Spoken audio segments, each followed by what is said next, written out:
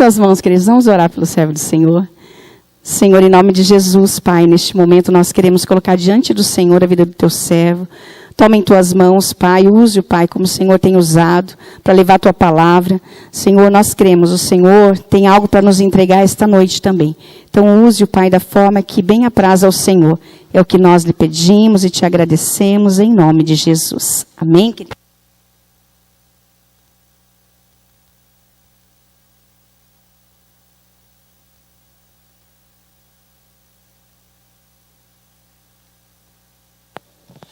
Graça e paz. Amém? Glória a Deus. Glória a Deus. Estamos aqui com vida, até porque a ressurreição de Cristo nos deu vida. Amém? Eu quero aqui expressar minha gratidão a Deus por mais esta oportunidade que o Senhor nos proporciona. Louvo a Deus por esta igreja, por este ministério, pela pastora desta igreja, pastora Adriana, pastora Cíntia, os obreiros, irmãos, irmãs que compõem esta comunidade. Que o Senhor venha cada vez mais prosperar e abençoar cada um de vocês de uma forma extraordinária. Amém? Quem está feliz? Glória ao nome de Jesus. Meus queridos, hoje, na realidade, é um dia meio que atípico, porque é um dia que a gente comemora um ato principal da vida humana, que é o ato da ressurreição, que é o ato da vida. A gente sabe que antes de Jesus era uma história, depois de Jesus passou a ser uma outra história. Tanto que no calendário romano, você vai ver lá o tal do AC e o DC, né? Antes de Cristo e depois de Cristo. Isso se dá na questão da divisão da história, onde Jesus, ele veio para mudar todo o percurso da vida humana. Todo o percurso da vida humana. Então, me sinto privilegiado para falar com vocês hoje, ou para falar para vocês hoje, sobre esta tão gloriosa ressurreição. E fala depois da pastora Cíntia, que pregou na sexta, não foi isso? E depois da pastora Adriana, que pregou no sábado. O que me resta aqui é da glória. São duas servas de Deus que eu acompanhei as mensagens, foram mensagens poderosas. E me foi incumbido nessa oportunidade falar sobre a ressurreição de Cristo. Ainda hoje pela manhã, minha filha me perguntou: pai, Jesus ele ficou morto 3 dias? Eu falei: não, ele ressuscitou ao 3º dia. Ele morreu mais ou menos às 3 horas da tarde de sexta-feira, foi sepultado, passou o sábado inteiro sepultado, mas logo quando o sol começou a nascer em Israel, no domingo, Jesus já havia ressuscitado. Então não ficou nem 3 dias, não ficou nem 2 dias na verdade, porque se ele morreu às 3 horas da tarde, e ressuscitou por volta das 3, 4, 5 horas da manhã, de domingo, não ficou nem 2 dias, né? Porque isso se dá sobre a promessa de Deus para nossas vidas. E sobre esta palavra, eu gostaria que os irmãos abrissem as vossas Bíblias, no livro na carta do apóstolo São Paulo aos Romanos, no seu capítulo 4 e no seu versículo 25.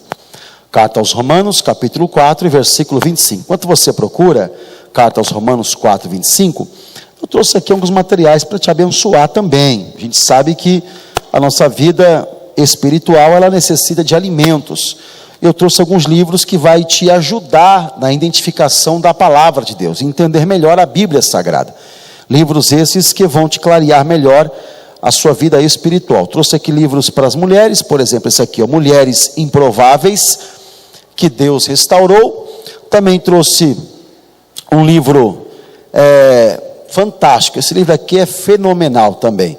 12 lições da vida de Paulo, entre outros temas de livros também, que vamos estar expondo ali fora, aliás, que já está exposto ali fora. Trouxe bíblias, né, letra gigante, letra grande. Alguns irmãos aqui já, provavelmente é igual a mim, né, que já não enxerga tão bem assim, mas tem lá a letra gigante, para que você possa ler a palavra de Deus nitidamente. Trouxe bíblias para adolescente, bíblia de estudo para mulher, de estudo para os homens. Eu também trouxe esse compêndio que contém 365 histórias bíblicas, que é uma história para cada dia do ano, onde você também coloca o seu telefone celular e você tem a história aqui no QR Code, e você tem a história em áudio. Isso aqui é uma arma muito poderosa.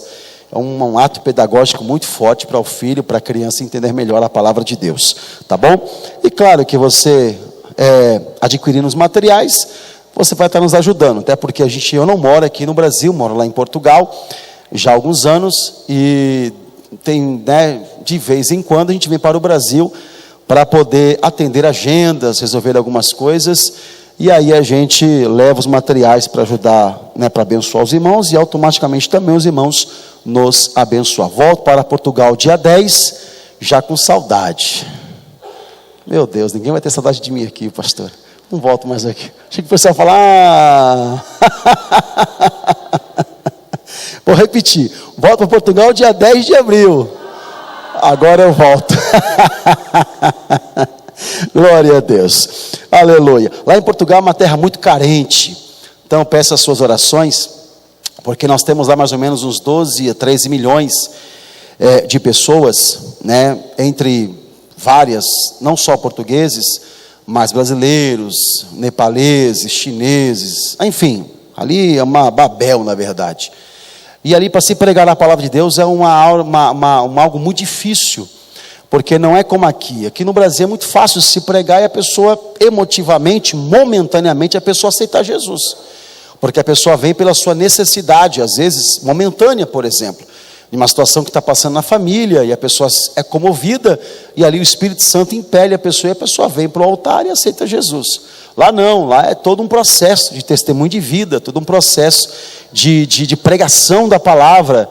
Por exemplo, um português, uma pessoa nativa da terra, para aceitar Jesus, ele demora entre 3 meses a 1 ano. De 3 meses a 1 ano, e você está ali, batendo na porta, para a pessoa aceitar a fé, abrir o coração, e vem com a pregação da palavra, porque não é somente a pregação da palavra, que fará com que eles venham se render a Cristo, mas é o testemunho de vida, tem muita gente que se converte lá, sem ouvir uma pregação, mas por conta que conhece alguém que é crente, essa pessoa tem um testemunho de vida, esse alguém se converte a Jesus, por este outro alguém que tem uma vida com Deus, uma vida em Deus. Então peço a oração de vocês. Nós temos lá nem 10% da população de Portugal, né, que são crentes. Ali a maioria são muçulmanos, nem católico é muçulmano. A Europa está sendo tomada pelos muçulmanos, e é uma guerra, né, irmãos? A gente sabe que é uma guerra. A gente pregando, a gente sabe que o céu parece que fica de bronze, parece que o negócio ali fica meio que complicado. Mas a oração do crente pode muito em seus efeitos. Amém? E nós estamos firmados na promessa de Jesus também. E a promessa de Jesus é que as portas do inferno não prevalecem contra quem?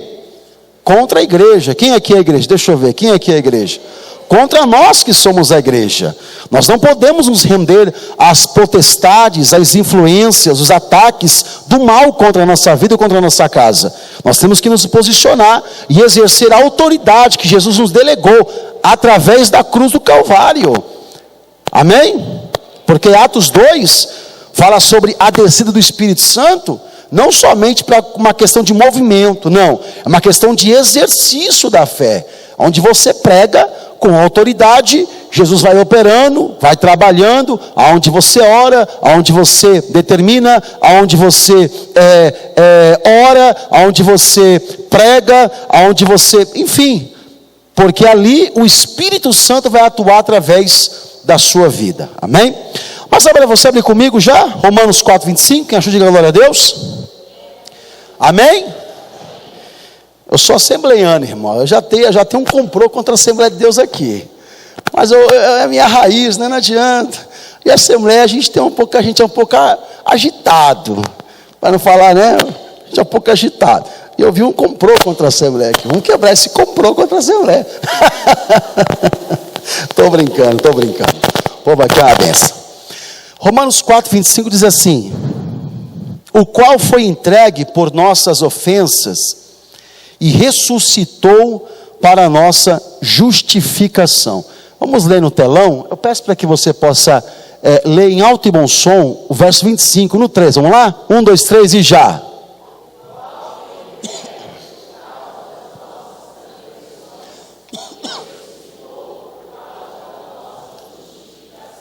Percebe que a ressurreição, ela também veio por conta da justificação. Projeto de Deus para toda a humanidade. Esse projeto de Deus, ele foi estabelecido antes da fundação do mundo. Porque João capítulo 1, ele disse que o verbo se fez carne, e o verbo habitou entre nós, porém o verbo já era desde antes da criação do mundo.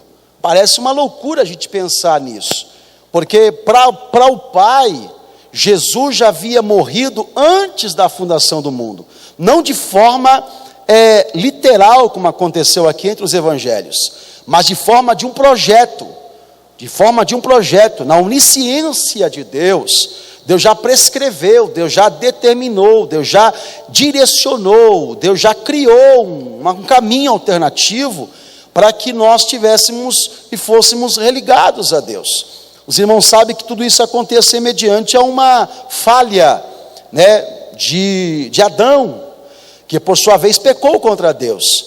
E o Senhor, antes de o Senhor expulsar Adão do jardim, junto com a sua companheira, Deus, ele deu uma sentença para Adão, sentenciou também a serpente, pela qual foi o instrumento ali do diabo, e o Senhor também sentenciou a mulher de Adão, Eva. Só que Deus sentenciou Eva, a sua esposa, com uma promessa. Deus sentenciou e fez uma promessa. A sentença era que a partir daquele momento, ela teria dores de parto. Mas, todavia, da sua semente, nasceria um que esmagaria a cabeça da serpente. Mas veja que Deus e a sua misericórdia é infinita.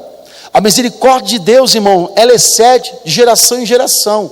A sua bondade, a sua graça, o seu amor, a sua longanimidade, ela é de forma imensurável, ao ponto de nós, da nossa mente humana, não conseguir mensurar a bondade e a misericórdia de Deus. Tanto que Jeremias, ele diz que as misericórdias do Senhor são as causas de nós não sermos consumidos.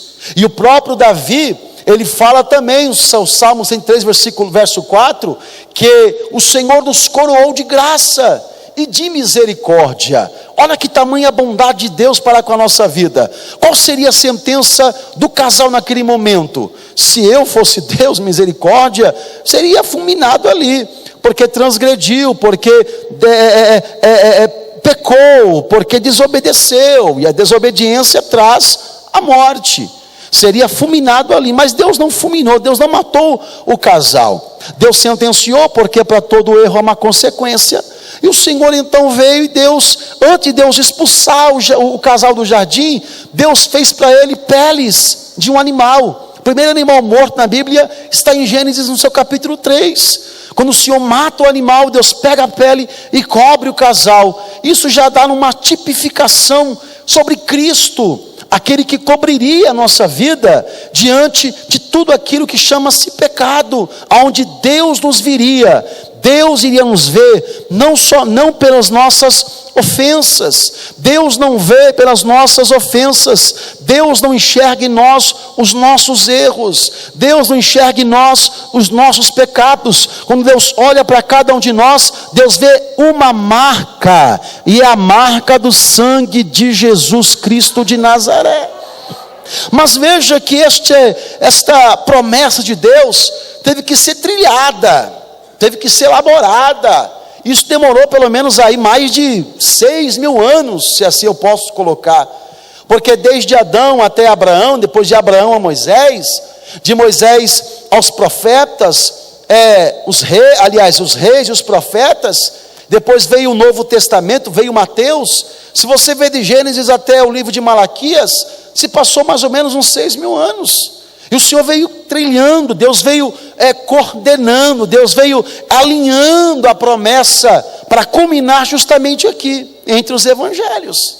Observe que lá no Antigo Testamento, o próprio Deus, ele não poderia comungar com o homem, está entre o homem. Se no jardim do Éden, antes do pecado, Deus tinha a satisfação, Deus tinha a liberdade, porque não existia o pecado, que era uma barreira que separava Deus do homem, o Senhor descia todo dia, Deus descia. Já pensou Deus descer do seu Criador, descer dentro do jardim, para falar, para se comunicar, para intercalar, para ter uma comunhão com o homem?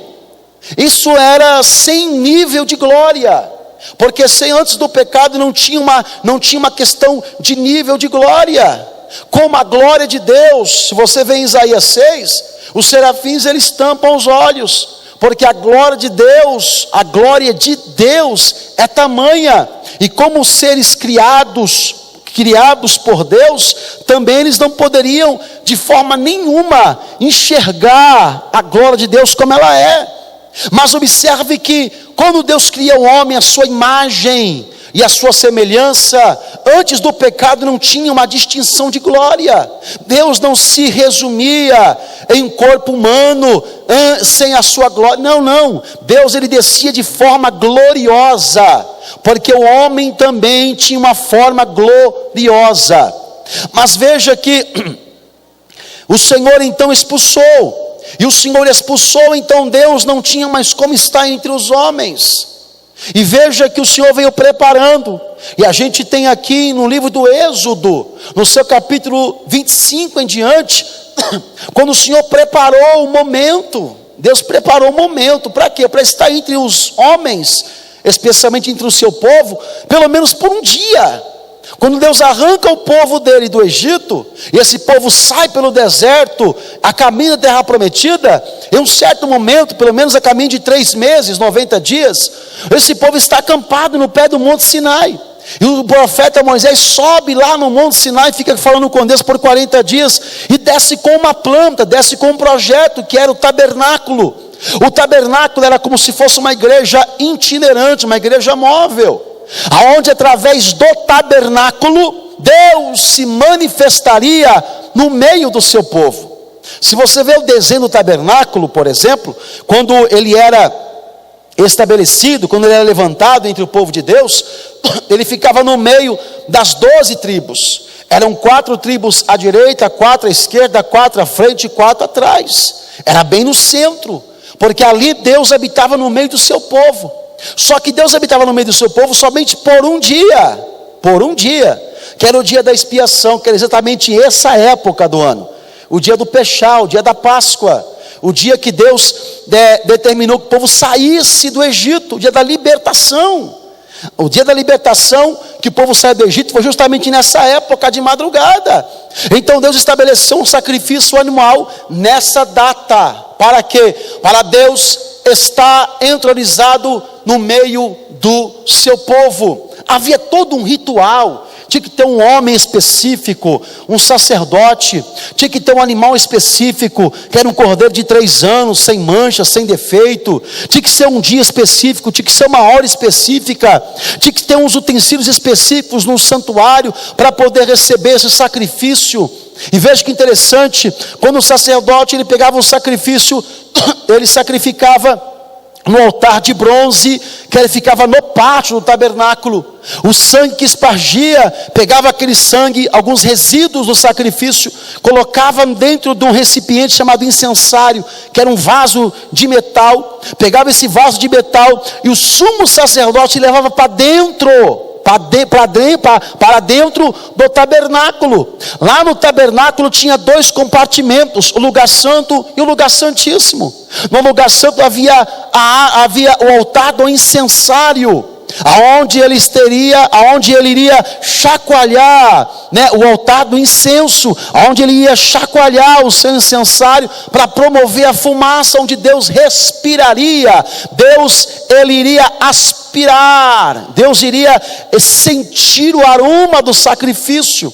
Olha o rito. O rito era que o sumo sacerdote deveria pegar o sangue do sacrifício sacrificado lá no pátio, pegar o sangue, colocar no seu polegar direito, vir de costa, e havia um véu entre o lugar santo e o lugar santíssimo. Ele então vinha de costa e vinha com isso, porque era como se fosse uma esponja, e ele então chacoalhava por 7 vezes atrás com sangue para manchar o véu de sangue. Quando o véu era manchado de sangue por 7 vezes, o véu então se abria automaticamente. O sumo sacerdote, ele continuava vindo de costas. Quando ele vinha de costas, ele se aproximava do altar, ele se aproximava da arca do testemunho. E ali ele tocava na ponta do altar com seu polegar direito, para significar que ele também precisava de misericórdia. Ele então continuava chacoalhando o incensário, onde era promovido a fumaça aromática. Naquela fumaça aromática, a nuvem que era sobre o tabernáculo, ela então se resumia e descia sobre a tampa do propiciatório, que era a tampa da arca do testemunho. E ali Deus recebia o sacrifício do povo para a remissão dos seus pecados. E esta presença de Deus permanecia por 24 horas. O sumo sacerdote saía do santuário com 3 bênçãos: a bênção da proteção, da provisão, e a bênção da redenção. Oh glória, quem pode dizer glória a Deus aí? Porque isso tinha um prazo de validade. Por quê, pastor?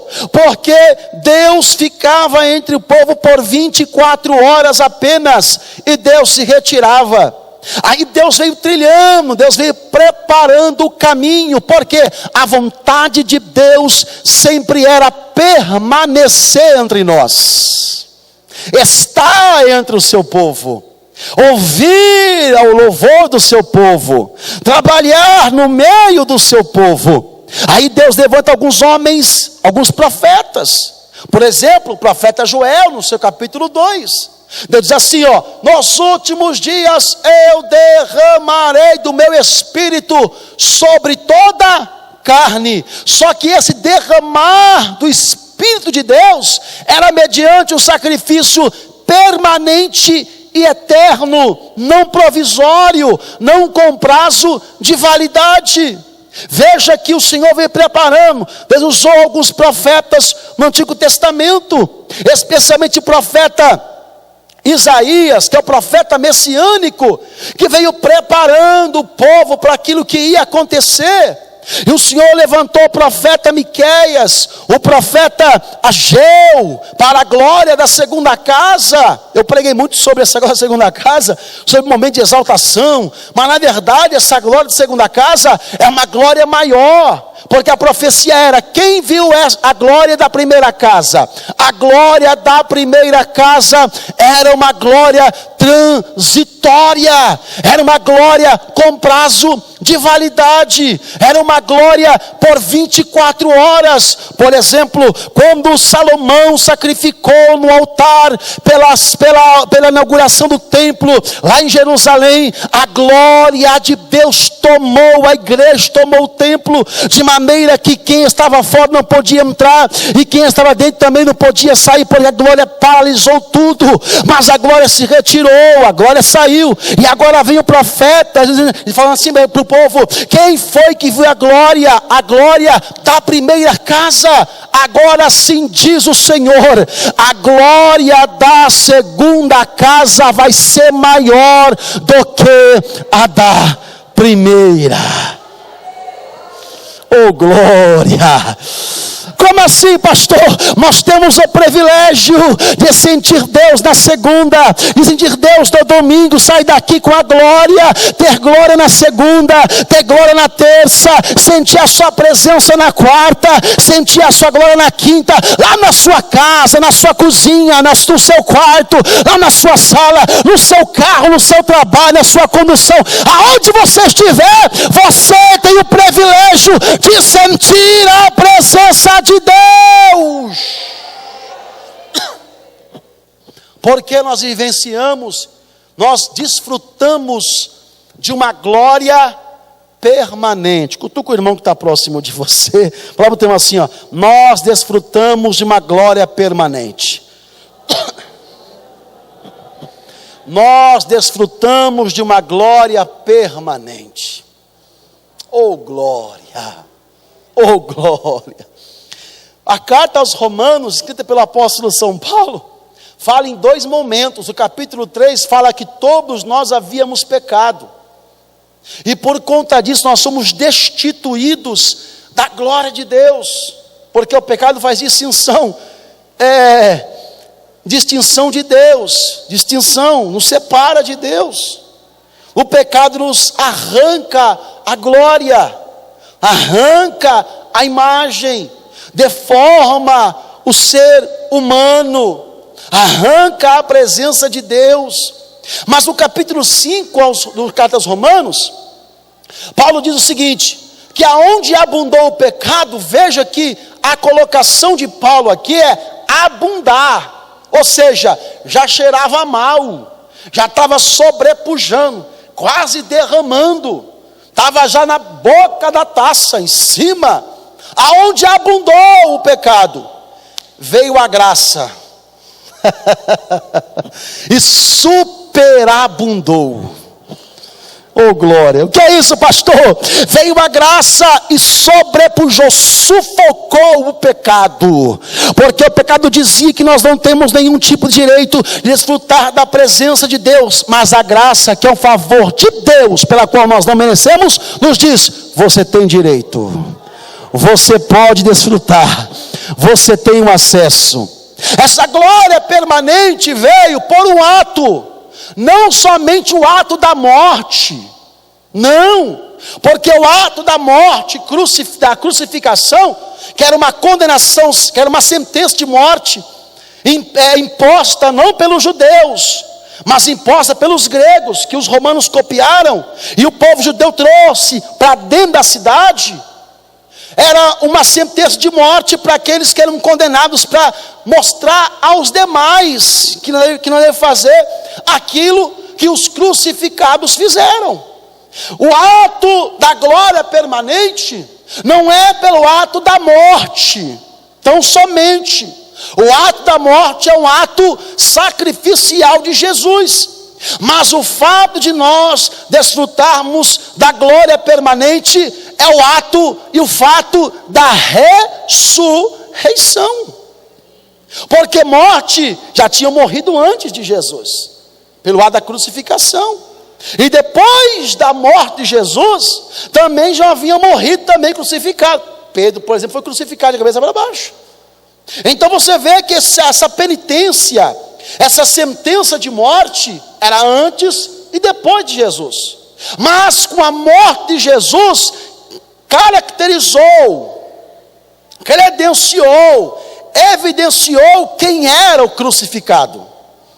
Quem era o crucificado, pastor? Era o Filho de Deus, era o Cordeiro que tiraria o pecado do mundo. Quem era crucificado, pastor? Era o bom pastor, era a porta das ovelhas, era a fonte da água viva, era o pão vivo que desceu do céu. Por quê? Porque antes de Jesus já haviam sido crucificados alguns homens. Depois de Jesus também já haviam sido crucificados alguns homens. Porém, somente sobre Jesus que foi evidenciado quem era o crucificado, por algumas evidências. Se você vê, por exemplo, entre os evangelhos, primeiro, o céu, em plena tarde de 3 horas, o céu ficou negro, Escureceu, houve noite. Essa era a primeira evidência. A segunda evidência era que houve um terremoto. Houve um terremoto. A terceira evidência era que os mortos saíram da sepultura. Os mortos, já pensou, irmão? Os mortos saindo, e o povo ali apavorado. Quem é? O que está acontecendo aqui? Evidência. Mas a quarta evidência que caracterizou quem era Jesus de fato e a sua missão pela qual ele veio, era que o véu se rasgou de alto a baixo. Oh, glória a Deus!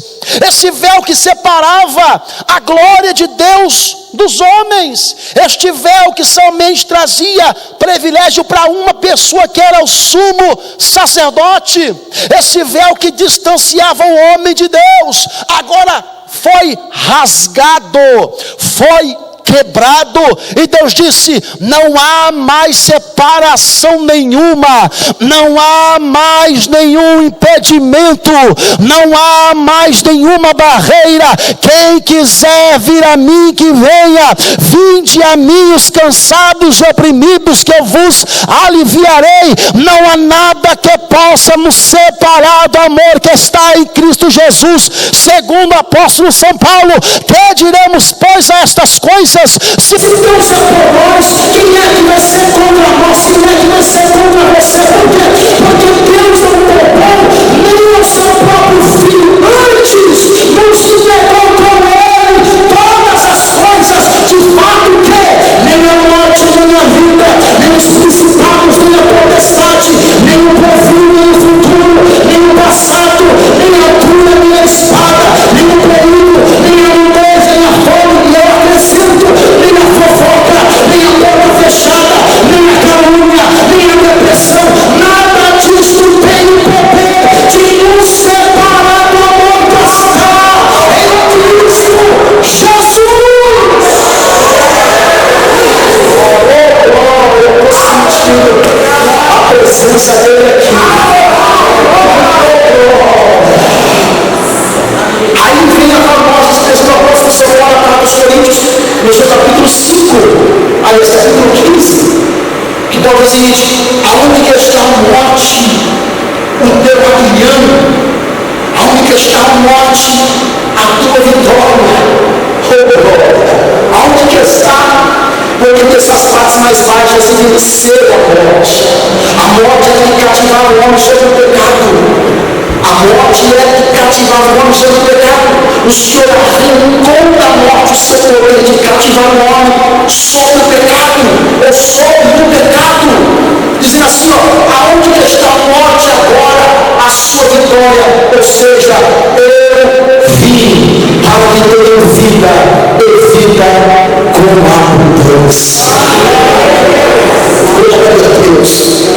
Mas eu acho interessante, irmãos, que o apóstolo São Paulo diz ainda sobre o benefício da ressurreição. Como eu disse, vou repetir: a morte por si só, a morte por si só seria apenas a morte de um homem sentenciado, condenado justamente na condenação. Mas após ele morrer, ele foi sepultado. E qual que era a sua promessa? Em João, no seu capítulo 13, no seu capítulo 14, no seu capítulo 15, é o que? Eu vou morrer, mas eu vou me levantar. Eu vou morrer, mas eu vou ressuscitar.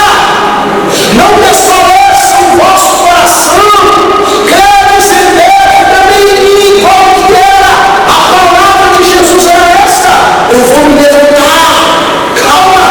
E juntos no capítulo 2, como sobre o templo de Jerusalém, construído por Herodes, 169 anos de Cristo, por exemplo, ele fala assim: através das entrevistas, lembra-se a um tempo suntuoso. Eu lembro, Senhor, pois é, esse tempo aqui vai ser derrubado, mas ao terceiro dia vai se levantar. Vai se levantar. Eu falo assim: como assim? Esse tempo aqui foi 40 anos para ser construído. O Senhor fala que em 3 dias vai se levantar? Pois é, ele fala de Deus. Aí você vê benefícios da sua ressurreição, Paulo diz o seguinte, que com ele nós morremos, mas também com ele nós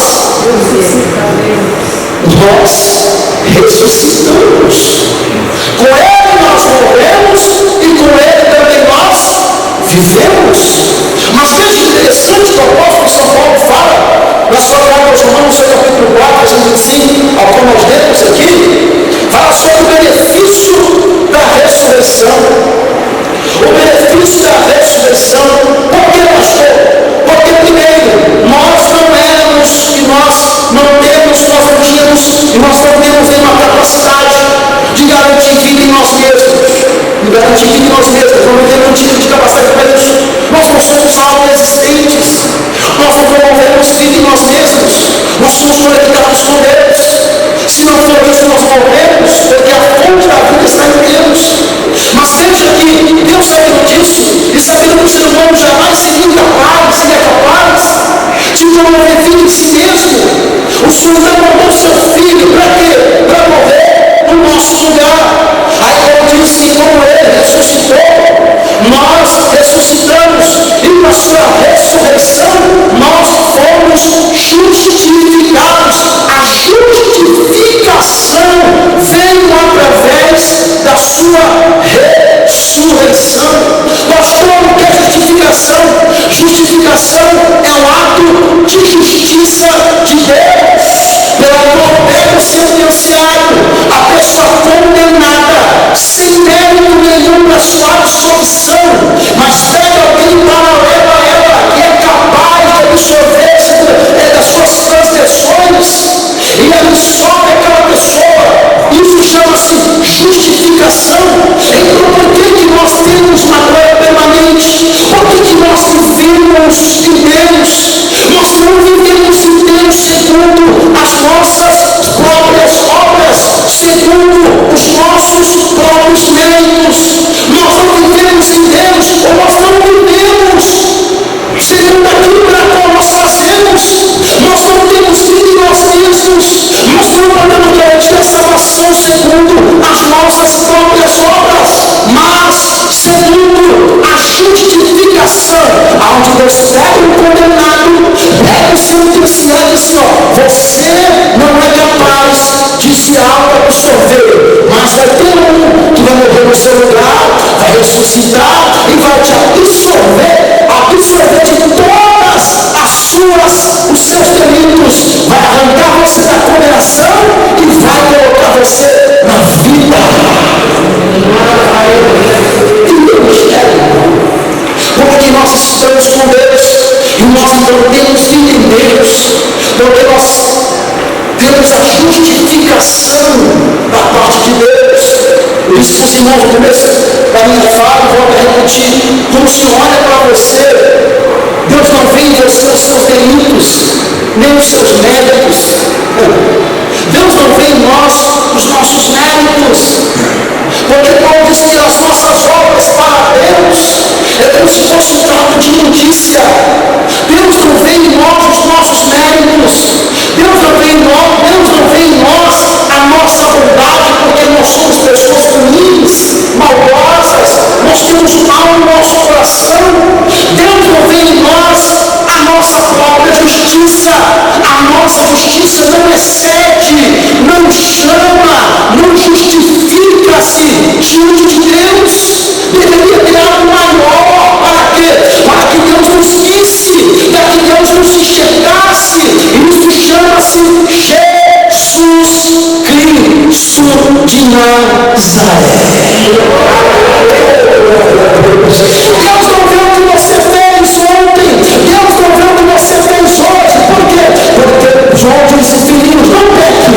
Mas se você pecar, saiba que você tem um advogado fiel. Este é poderoso para te justificar diante de Deus. Se por um lado o diabo te acusa, por outro lado Deus te absolve de toda condenação.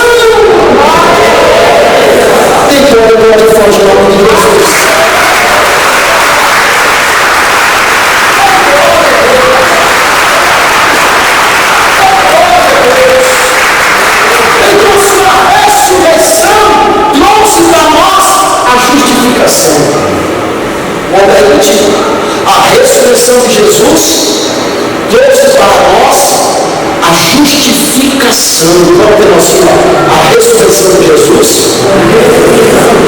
trouxe para a gente a justificação. Você era um miserável, condenado, sentenciado para o inferno. Era assim, condenado, sentenciado para o inferno. Dá um pouco de misericórdia. Lava o sangue de Jesus. Coloca as suas vestes. Aí Deus não olha mais para os delitos dele.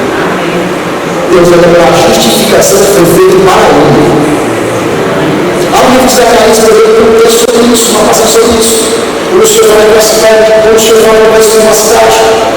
E aí Zacarias, o profeta, diz assim: o Senhor, os marcados, então eu não vou matar. As vezes o Senhor, ele disse que ele desce, aquele verso marcado, o dia inteiro, vai marcando com sangue, para que eu acho que a condenação de morte. Na beleza do capítulo 12, quando o Senhor fala para Moisés que Deus ia matar os primogênitos do Egito, ele disse assim: Moisés, somente os povos, aliás, o Senhor disse que o seu povo ia ser livre. Eu disse assim: a casa que tiver a marca do sangue, a justificação da parte de Deus não é da parte dos homens, porque o povo hebreu também era um povo que tinha os seus delitos, era o povo de Deus, mas tinha os seus delitos, tinha as suas falhas, mas Deus colocou uma marca da parte dele. Deus decidiu, coloca a marca. A justificação vem através da crença, coloca a marca. Aquele que coloca a marca, aquele que crê na salvação vai ser salvo. Aquele que crê na salvação será salvo. Aí Moisés falou para o povo hebreu, animal de 3 anos, matou, perdeu sangue, até casa de Egito naquela época, irmãos, também foi salva com a marca do sangue, porque tinha egípcios que te comungavam com a fé do povo. Veja que tamanho do poder de Deus sobre a sua justificação. E Deus falou assim: coloca a marca do sangue no umbral da porta, porque o anjo da morte vai passar meia-noite. Já pensou o anjo da morte passando, caso que não tivesse sangue? Deus não olhou o anjo da morte, não olhou para quem estava dentro da casa, porque quem estava dentro da casa eram pecadores, eram pessoas que tinham seus delitos, mas o anjo da morte viu que estava no umbral da porta, que era a marca de Deus. Como assim, pastor? O diabo não toca em você porque você tem a marca de Deus. A ira de Deus não vem sobre você porque você tem a marca de Deus. O inferno não vai te esperar porque você tem a marca de Deus. A sua casa tem a marca de Deus. A sua família tem a marca de Deus. Você tem a marca de Deus. Quem pode nessa noite levantar suas mãos comigo pelo amor de Cristo Jesus? Abre a tua boca e dá uma glória que você é cada vez. Por que, pastor? Porque nós temos que glorificar a Ele, porque foi Ele, partiu dele, iniciou dele, a atitude foi dele, ó, justifica para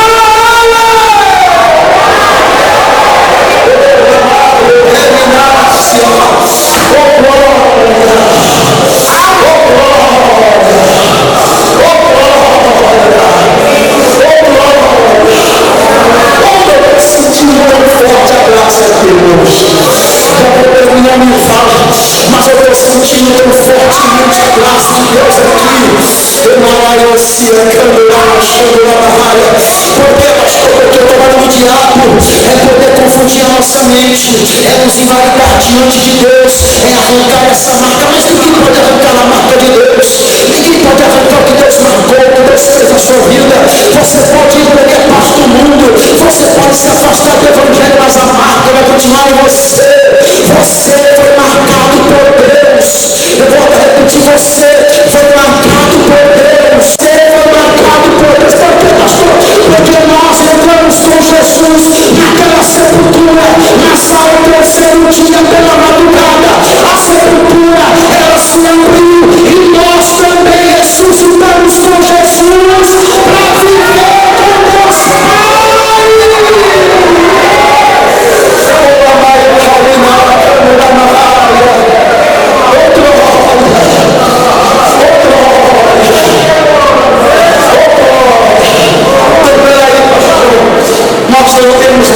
sentenciados ao passado, porque o nosso passado de fato nos condena, o nosso desejo também nos condena, porque nós erramos, porém nós temos a consciência livre, nós temos a convicção de fé que com Jesus nós fomos justificados.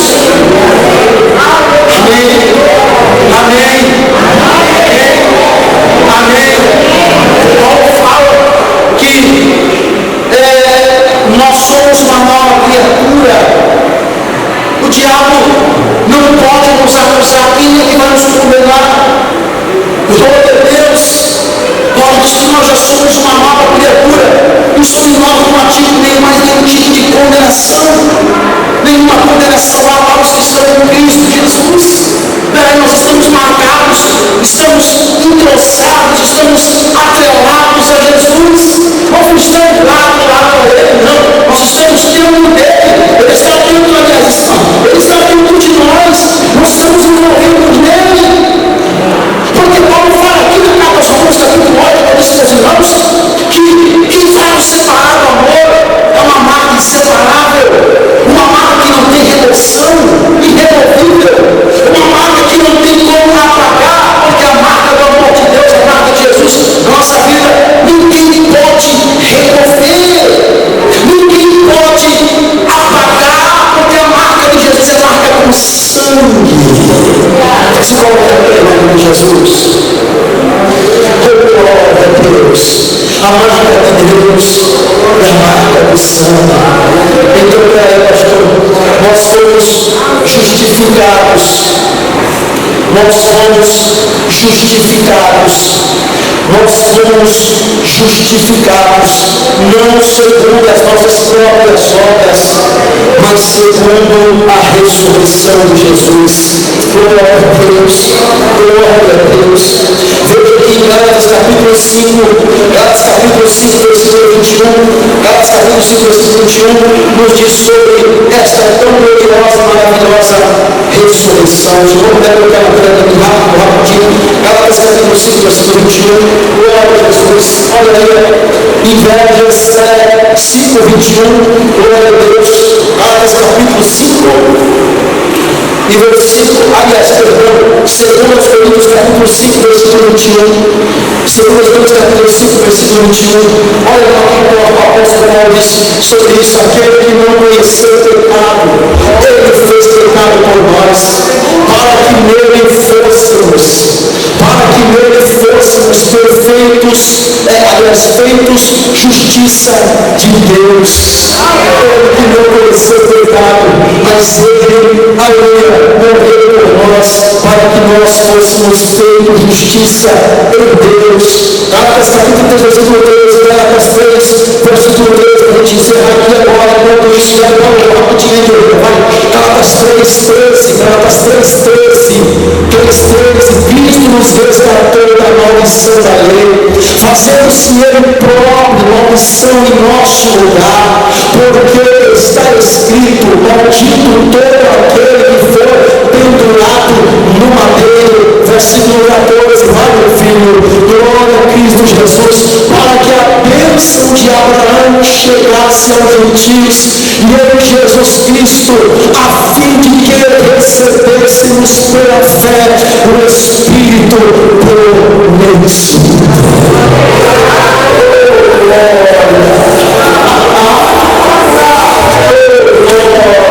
Estou sentindo a presença de Jesus aqui. Deus uma prova social para você. O que você tem desde todo Deus olha para o que foi feito por você. Escute só, Deus não olha a sua vida na íntegra, mas Deus olha para o que foi feito por você. O que foi feito por nós, irmãos? O que foi feito por nós, irmãos? Aquilo que ninguém, nem na terra, tinha a capacidade, a altura para fazer.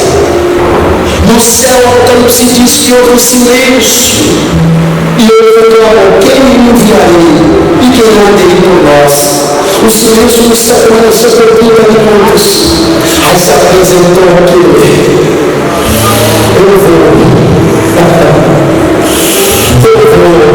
João disse: quem é digno de abrir o livro? E desarmar o seu coração. E João chorou, porque João não viu ninguém digno de abrir o livro. Ele desarmou os seus céus. Mas de repente alguém contuda João se joelho. Olha, João, abre os olhos e veja ali. Eis ali o leão da tribo de Judá. O que foi morto, o que vive eternamente. Ele é digno de abrir o livro e desatar os seus selos.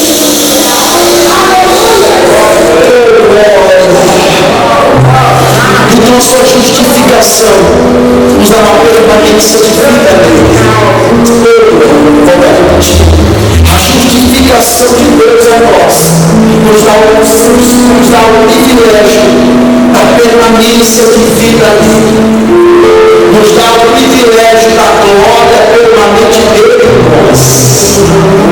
Pega na mão de novo, está próximo de você. Pastor, eu fiz aquilo outro. Temos pescadores de magos nesse meu reino.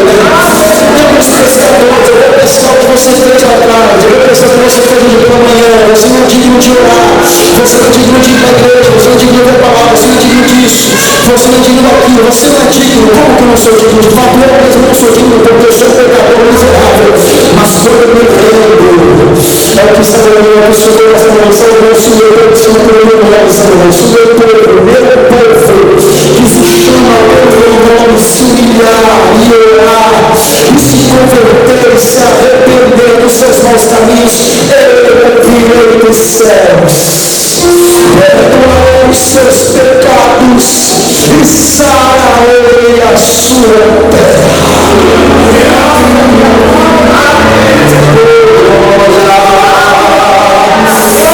Nenhuma condenação lá. Nenhuma condenação após a história de Cristo Jesus. Feche os teus olhos. Eu não sei o que faz em mente. Eu não sei o que está no seu coração.